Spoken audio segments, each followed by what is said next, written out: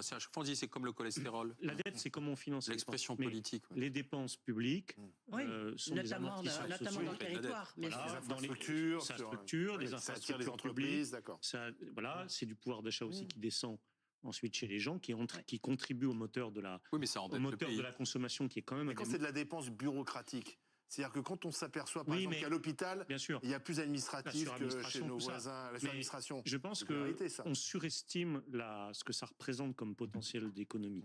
Voilà. Et c'est pour ça que moi, je répète, très honnêtement, je crois que la droite française se fait des nœuds dans la tête et s'est mis dans une situation impossible parce que son refus d'envisager le volet recettes, si vous voulez, de remettre un peu à niveau les recettes fiscales en allant chercher... C'était le même débat, pardonnez-moi, mais c'était le même débat lorsqu'il y avait François Mitterrand, lorsque la gauche était au pouvoir, on était déjà en déficit, vous voyez ce que je veux dire? Donc c'est pas uniquement parce qu'on a défiscalisé, on a fait la flat tax. On les a notablement aggravés depuis 10 ans.